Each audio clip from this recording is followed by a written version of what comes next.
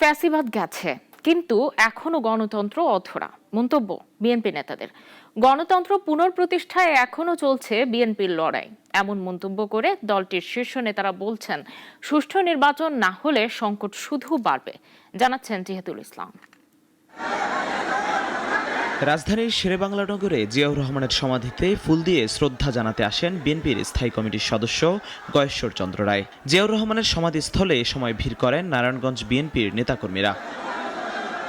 শ্রদ্ধা জানানো শেষে সাংবাদিকদের মুখোমুখি হয়ে গয়েশ্বর চন্দ্র রায় বলেন, দেশ থেকে ফ্যাসিবাদ বিদায় করা গেলেও জনগণ এখনো গণতন্ত্রের নাগালের বাইরে।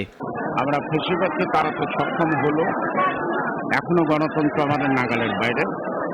গণতন্ত্র এখনো আলোর মুখ দেখে। আমাদের 17 বছরের যত আটটা হচ্ছে, যত গুম, যত নির্যাতন, যত মামলা, সবকিছুই শুধুমাত্র একটি সুস্থ অবাধ নির্বাচনের মাধ্যমে জনগণের ভোটাধিকার প্রতিষ্ঠার লড়াইয়ে আমরা আজকে অব্যাহত আছি।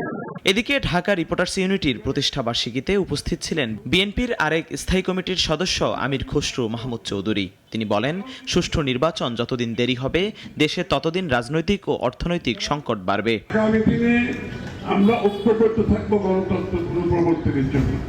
আমরা একটি সুষ্ঠু নিরপেক্ষ নির্বাচনের মাধ্যমে বাংলাদেশে একটি গণতান্ত্রিক অর্ডার ফিরিয়ে আনতে চাই, এবং এটা যত বিঘ্নিত হবে, যত দেরি হবে, তত বেশি আমাদের সংকট বাড়তে থাকবে। এছাড়া বিএনপির কেন্দ্রীয় কার্যালয়ে আয়োজিত এক সংবাদ সম্মেলনে যুবদলের সভাপতি আব্দুল মোনায়েম মুন্না বলেন, তরুণ প্রজন্মই এবার নতুন আন্দোলনের পথ দেখাবে। বিএনপি রাজনীতি, রাষ্ট্রচিন্তা ও সাংগঠনিক বিকাশে তরুণদের অবদান সবসময় ছিল অনস্বীকার্য।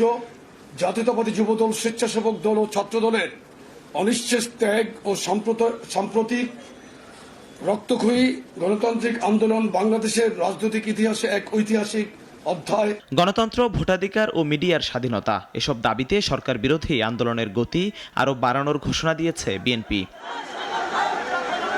জিহাদুল ইসলাম, নাগরিক, ঢাকা। ওয়ালটন আবারও মিলিনিয়ার অফারে ওয়ালটন ফ্রিজ কিনে আপনিও হয়ে যেতে পারেন মিলিয়নিয়ার।